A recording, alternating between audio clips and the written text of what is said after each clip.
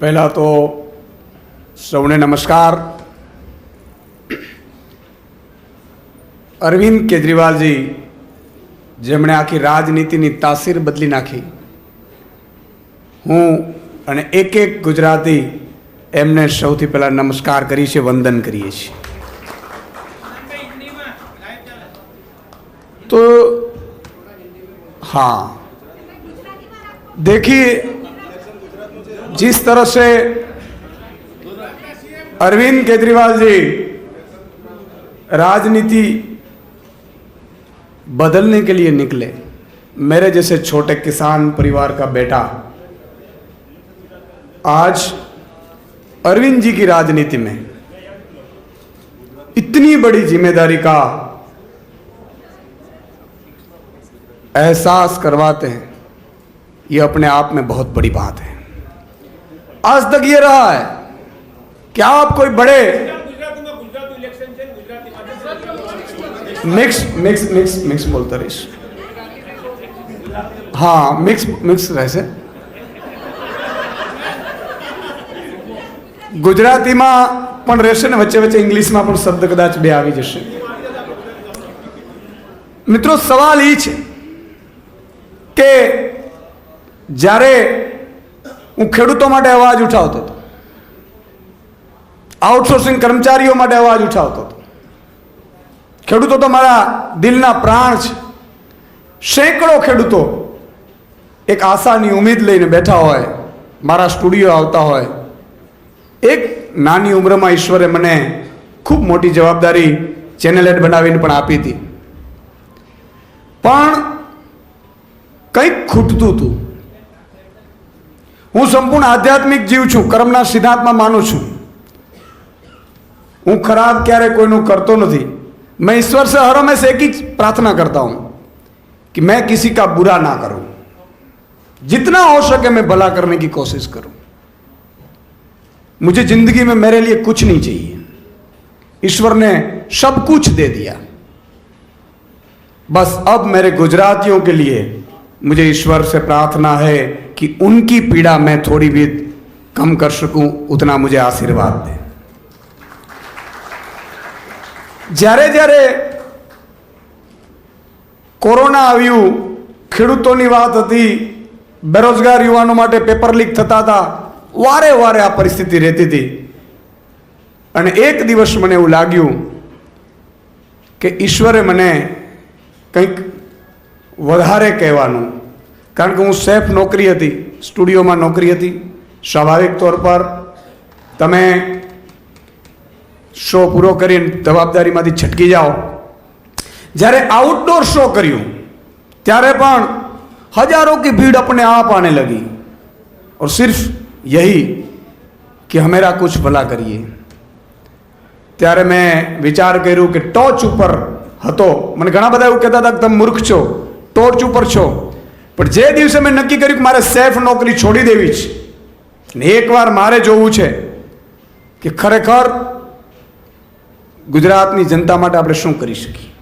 મેં જ્યારે રાજીનામું આપ્યું, ભાઈ શ્રી ગોપાલભાઈ અને ગુલાબસિંહજી બંને મારી પાસે આવ્યા। અરવિંદજીનો ફોન આવ્યો कि सुदान आपको राजनीति में आना चाहिए। मैंने कहा कि साहब मैंने तो जिंदगी में मेरे कोई परिवार में सरपंच तक नहीं बना है, और राजनीति में क्यों? तब अरविंद जी ने कहा कि देखो, अगर आप शो चलाते हो, आप आवाज तो उठाओगे, लेकिन ये निर्भर सिस्टम आपको वो काम करके नहीं देगी जो करना चाहते हैं, इसलिए सिस्टम में जाना पड़ेगा।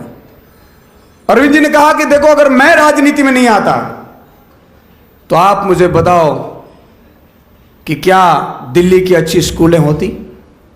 आप एक बार स्कूलें देख लीजिए, मोहल्ला क्लिनिक देख लीजिए। मैंने देखा भी, वहां जाकर देखा, और तब मैंने तय किया कि ठीक है, मैं राजनीति में आना नहीं चाहता हूं। राजनीति हर हमेशा अच्छे लोगों की मजबूरी होती है, राजनीति शौक नहीं होता है।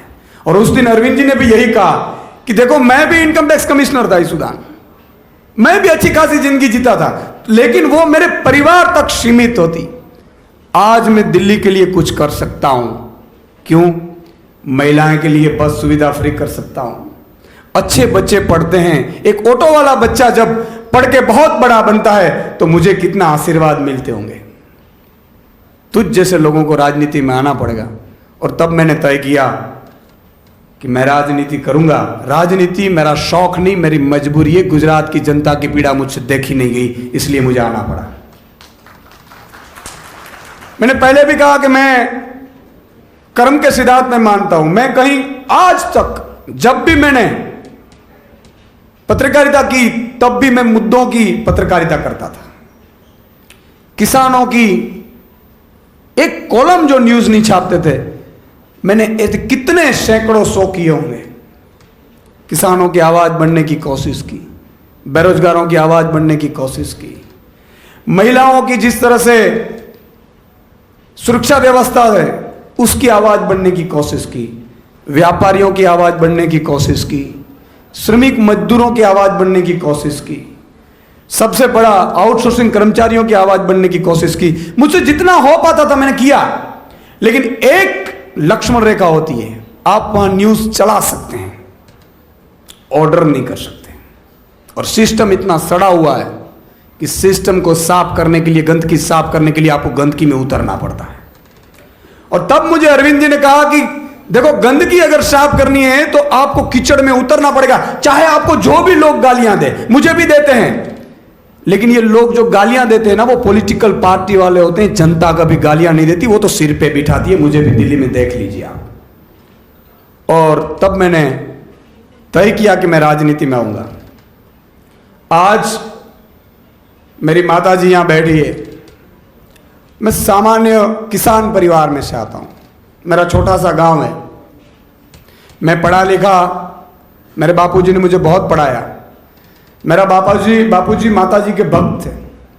नवरात्रि के 9 दिन वो पूरे माताजी के मंदिर में बैठकर दिया जलाकर 9 दिन सालों से प्रार्थना करते थे। और उनके जाने के बाद जब उनकी डेथ हुई तब उन्होंने कहा था, मैंने तो तब भी तय कर लिया था, मैं रिजाइन रखकर चला गया था, मुझे मेरे पापा की सेवा करनी है। लेकिन उस दिन एक दिन उन्होंने मुझे कहा, तुझे वापस जाना, गांव से तुझे वापस अहमदाबाद जाना है। मैंने कहा कि मैं बापूजी जाऊंगा। मैंने रिजाइन रखा है, वो एक्सेप्ट नहीं किया है, मैं छुट्टी पे हूं। जब उनकी देहांत हुई तब उन्होंने कहा कि तुझे वापस जाना है, मुझे वचन दे। मैंने उनको वचन दिया था कि मैं वापस जाऊंगा, मुद्दों की पत्रकारिता करूंगा। और आज मैं उनको मिस करता हूं। लेकिन उनका आशीर्वाद मेरे पे हर हमेश है। माँ मोगल माँ, कामई माँ, सोनल माँ और द्वारकाधीश का आशीर्वाद मेरे पे। मुझे पता नहीं दोस्तों, लेकिन कोई ऐसी अदृश्य शक्ति है जो मुझे सपोर्ट कर रही है। मैं साधारण सा लड़का हूं। मैंने कहा कि पत्रकारिता आने के बावजूद एक शो इतना चले कि लाखों लोग आपको प्यार करें, ये कभी हो नहीं सकता। लेकिन ये हुआ। लेकिन सबसे बड़ी बात मुझे अरविंद जी में ये लगी कि उन्होंने जो राजनीति करने के नहीं, बदलने के आए हैं। आज मैं और गोपाल भाई और सब जो आज योद्धा जुड़े हैं, मान साहब है, यहां सब बैठे हैं। अब देखो, सब के सब, अल्पेश भाई है, मनोज भाई है, गुलाब भाई है, युवराज है, राजू भाई है, किशोर काका है, सबके सब, जगमाल भाई, सब आम आदमी हैं। और आम आदमी को ये 32-33 साल का हमारे प्रेसिडेंट है गोपाल भाई। हिंदुस्तान में एक ऐसी पार्टी होगी गुजरात में जो 32 साल के युवा को अध्यक्ष बनाती है। मैं अरविंद केजरीवाल जी की राजनीति को सलाम करता हूं। ऐसा नहीं था कि मेरे पास और भी राजनीति के लोग नहीं आए होंगे, लेकिन मैंने कहा कि राजनीति मेरी मजबूरी है, राजनीति शौक नहीं है। मैंने अपना सब कुछ छोड़कर गुजरात की जनता के लिए आया हूं। और मैं गुजरात की जनता को ईश्वर की साक्षी में एक वादा करता हूं कि मैं जब तक मेरे इस शरीर में प्राण है मैं आपकी सेवा करता रहूंगा। ये मेरा वादा है आपसे। मैं अपनों के लिए नहीं आया हूं, मेरे परिवार भी बैठे हैं।